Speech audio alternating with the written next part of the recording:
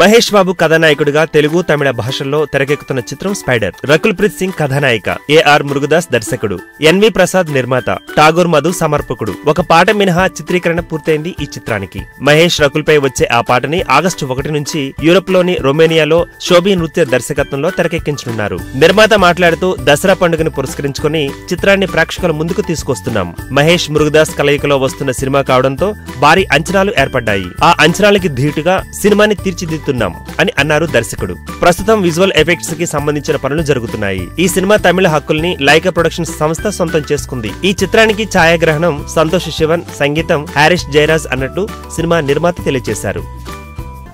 ఈ వీడియో గనుక మీకు నచ్చినట్టయితే లైక్ చేయండి, షేర్ చేయండి, సబ్స్క్రైబ్ చేసుకోండి.